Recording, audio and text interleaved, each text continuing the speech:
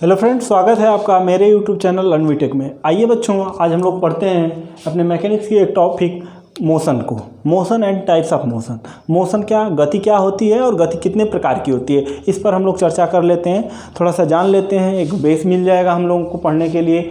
तो मोशन होता है बच्चों कि समय के सापेक्ष पोजीशन, स्थिति में परिवर्तन क्या कहलाता है, गति कहलाता है। यानी कि समय के सापेक्ष स्थान में परिवर्तन क्या कहलाता है, गति कहलाता है। Change in position with respect to time is called क्या, मोशन, इज कॉल्ड मोशन। तो अभी जैसे कोई ऑब्जेक्ट यहाँ है, कुछ समय बाद यहाँ आ गया, कुछ समय बाद यहाँ चला गया, यहाँ गया, यहाँ गया, यहाँ गया, यहाँ गया, तो ये क्या हो रहा है, हर समय पर अपनी स्थिति को क्या कर रहा है, बदल रहा है। तो स्थिति में यही बदलाव ही क्या, इसकी गति कहलाता है। ठीक है बच्चों, समझ में आ गया होगा। इसके बाद बच्चों चलते हैं टाइप्स ऑफ मोशन पर, गति कितने प्रकार की होती है। तो देखिए बच्चों, बहुत सारी गतियाँ होती हैं, जैसे लीनियर मोशन। लीनियर मोशन मतलब रेखीय गति। रेखीय गति में भी दो प्रकार होता है, स्ट्रेट लीनियर मोशन और zigzag linear motion. Straight linear motion है जी, यानी कि स्ट्रेट लीनियर मोशन का मतलब एक सीधे रेखा में गति, एक सीधी रेखा में गति।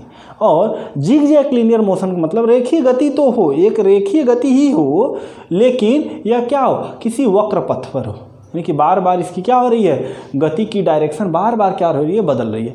और स्ट्रेट लीनियर मोशन में क्या हो रहा है, गति की दिशा बदलती नहीं है, वह सीधी एकदम चली जाती है। ठीक है। इसके बाद आता है एंगुलर, कोणीय गति। यानी कोई ऑब्जेक्ट किसी बिंदु के सापेक्ष क्या कर रहा है, चारों तरफ न घूम के सिर्फ अपनी कुछ स्थिति को ही बदल पा रहा है। जैसे यह मार्कर है, यह पेन है। अब यह मार्कर इस पेन के ऊपर क्या करे, अपनी कुछ स्थिति को ही बदल पा रही है, पूरी रोटेशनल मोशन नहीं कर पा रहा है, सिर्फ क्या कर रहा है, इतनी स्थिति को बदल पा रहा है। तो इस प्रकार की गति को क्या कहते हैं, कोणीय गति कहते हैं बच्चों। ठीक है। इसके बाद चलते हैं वृत्तीय गति में। तो वृत्तीय गति में क्या होता है, कोई ऑब्जेक्ट किसी बिंदु के चारों तरफ क्या करता है, एक सर्कुलर पाथ पर गति करता है। कैसा, एक सर्कुलर वृत्तीय पथ पर गति करता है। तो ऑब्जेक्ट की इस गति को क्या कहते हैं, वृत्तीय गति कहते हैं। यह वृत्तीय गति बच्चों देखिए दो प्रकार की होती है। एक तो होती है ऊर्ध्वाधर वृत्त में गति। क्या, ऊर्ध्वाधर वृत्तीय गति, ऊर्ध्वाधर वृत्तीय गति। और एक होती है क्षैतिज वृत्तीय गति। यानी कि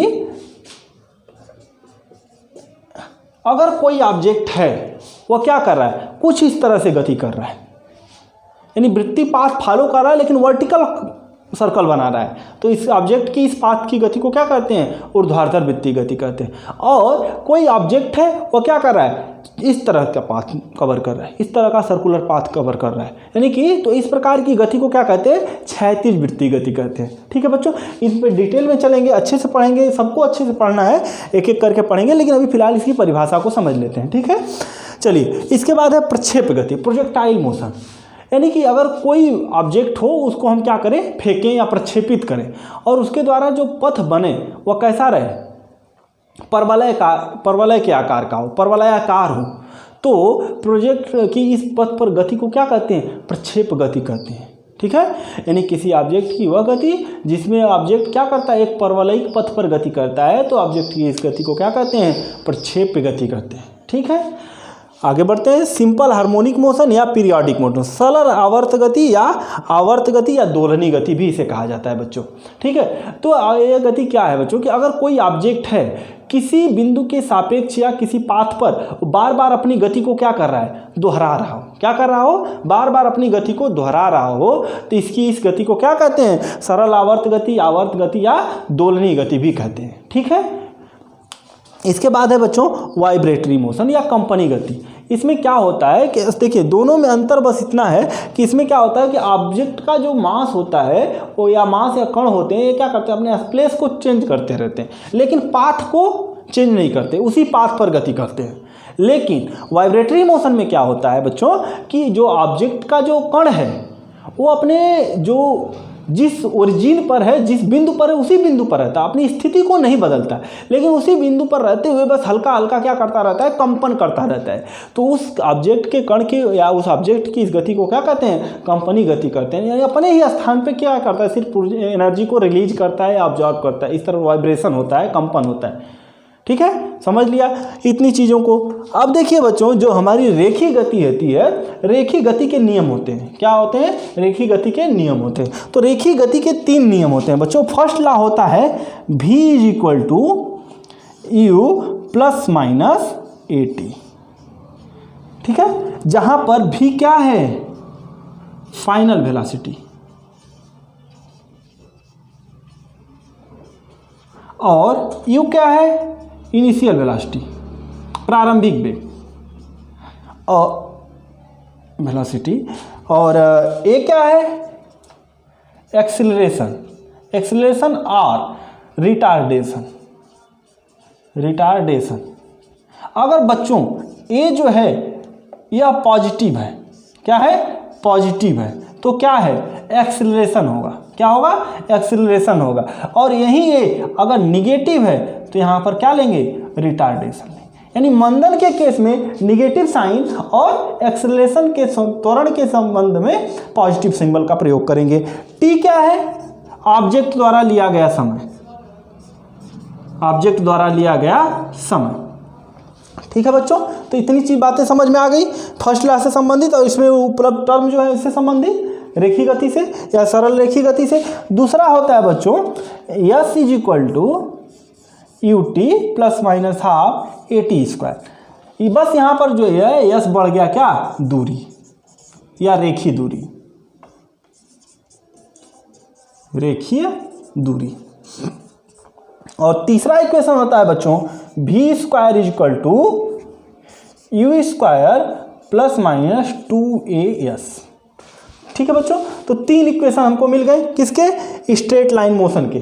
ठीक है, इस पर आधारित छोटे मोटे न्यूमेरिकल आते हैं, आप लोग सॉल्व करते रहिएगा। ठीक है बच्चों, इसके बाद अगर यही equation of motion angular motion के लिए कैसे प्रयोग करते हैं बच्चों, तो आइए देख लेते हैं। इसको मिटा दे रहा हूं मैं और इसकी इक्वेशन को लिखता हूं। देखिए, एंगुलर मोशन जब हो रहा है तो यही इक्वेशन हम कैसे यूज कर सकते हैं। तो देखिए, इसमें क्या जो फाइनल वेलोसिटी है v जो है वो कन्वर्ट हो जाती है ओमेगा में, और u कन्वर्ट हो जाता है ओमेगा नॉट में, और आपके बाद बच्चों जो a है यह कन्वर्ट होता है अल्फा में, कोणीय त्वरण जिसे आप कहते हैं, और जो t है वो तो t ही रहेगा, इसमें नहीं, नो चेंज, इसमें कोई चेंजिंग नहीं आएगी। समय में तो चेंज नहीं होना है। लेकिन जो यस है, जो लीनियर डिस्टेंस है, वो किस में बदल जाता है? थीटा में, एंगुलर डिस्प्लेसमेंट में।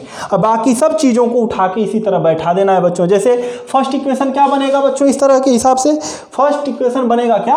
ओमेगा = ओमेगा नॉट ± α t, यही बनेगा ना बच्चों। देखिए, u ± at है तो u की जगह ओमेगा नॉट, a की जगह अल्फा t, तो वही रखना है। दूसरा है यस की जगह क्या रखेंगे?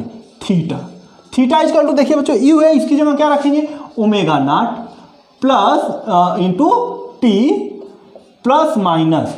अब देखिए a है क्या रखेंगे? अल्फा, और t को कुछ नहीं करना है तो अल्फा t²। ठीक है, यही गति का इक्वेशन इसके लिए, एंगुलर मोशन के लिए देखिए इस तरह प्रयोग हो गया। और तीसरा इक्वेशन देखिए v है ना, तो ओमेगा² बराबर ओमेगा नॉट का square plus minus alpha 2α theta. ठीक है, अच्छा बच्चों, ये तो है रेखीय गति। लेकिन अगर यही रेखीय गति ऊर्ध्वाधर पाथ पर हो रही है या गुरुत्व के अधीन हो रही है, तब क्या करेंगे? तो गुरुत्व के अधीन अगर गति हो रही है तो बच्चों इसको स्क्रीनशॉट एक बार ले लीजिए ताकि मैं मिटा दूं उधर, तो मैं आपको समझा सकूं। ठीक है बच्चों, चलिए।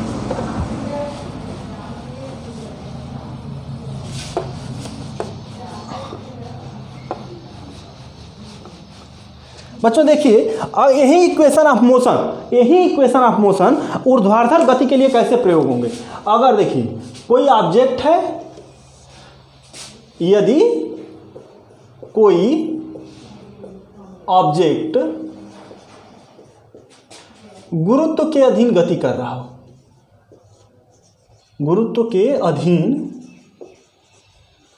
गति कर रहा हो,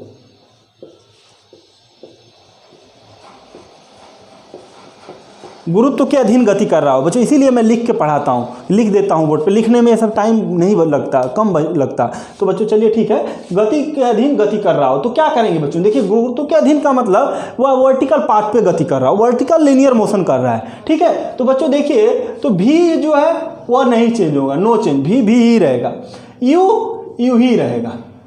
अब यस जो है यह बदल जाएगा बच्चों हाइट के रूप टर्म में आ जाएगा, एच के रूप में। और इसके बाद आपका जो ए है ना, यह कन्वर्ट हो जाएगा किसमें, जी में, ठीक है बच्चों, जी में कन्वर्ट हो जाएगा। जो यहाँ पर रेखीय त्वरण है वो गुरुत्वीय त्वरण में बदल जाएगा। अब देखिए जो इक्वेशन बनेगा इसी के आधार पर हम बनाएंगे क्या, v बराबर you plus minus G T. इसके बाद दूसरा बनेगा क्या, h बराबर U T plus minus half G T square. इसके बाद बच्चों लास्ट बनेगा क्या, v स्क्वायर बराबर you square plus minus 2gh। क्या बनेगा, 2gh, यानी कि ग्रेविटी। अब देखिए यही g बच्चों, अगर हम क्या कर रहे हैं, ऊपर जा रहे हैं, ऊपर की ओर जा रहे हैं तो लेंगे निगेटिव, क्या लेंगे, माइनस जी। और यही अगर हम लोग नीचे की ओर आ रहे हैं तो क्या लेंगे, प्लस जी। क्या लेंगे, प्लस जी, यानी कि गुरुत्व की तरफ, यानी कि आप प्लैनेट की तरफ बढ़ रहे हैं तो जी, और प्लैनेट से ऊपर जा रहे हैं तो माइनस जी। प्लस जी और माइनस जी में समझ गए। तो ठीक है बच्चों, ये हो गया क्या, लीनियर गति के प्रकार और लीनियर मोशन और इक्वेशन ऑफ लीनियर मोशन, ठीक है, इतना समझ गए। जैसे कर्व जग पाथ या कर्व पाथ पे बता रहे थे, जिसमें क्या होगा, एंगुलर डिस्प्लेसमेंट थोड़ा बहुत होता रहेगा, तो उसके लिए हम लोग क्या लेंगे, वो इक्वेशन, स्ट्रेट पाथ के लिए यह इक्वेशन, और यही क्या होगा, अगर ग्रेविटी के अगेंस्ट मोशन हो रहा है, ग्रेविटी के अंडर मोशन हो रहा है तो क्या लेंगे, यह इक्वेशन। और चीज़ों में अंतर कितना है, कुछ नहीं, थोड़ा सा अंतर है, ठीक है बच्चों। तो ये चीज़ें समझ में आ गई होंगी। अगले वीडियो में हम पढ़ेंगे क्या, सर्कुलर मोशन, इसमें पढ़ेंगे हम लोग वर्टिकल पाथ में और हॉरिजॉन्टल पाथ में। तो इतनी भी चीज़ें आपको लगता है समझ में आ गई होगी बच्चों, ठीक है। धन्यवाद, पढ़ते रहिए, और जो भी प्रॉब्लम आ रही है कमेंट बॉक्स में जाके कमेंट करिए, मैं आपकी वीडियो आपके कमेंट भी देखता हूँ और उसका आंसर देने की कोशिश करूँगा, ठीक है बच्चों। जिन बच्चों ने लाइक सब्सक्राइब नहीं किया, लाइक सब्सक्राइब करना न भूलें। Thank you.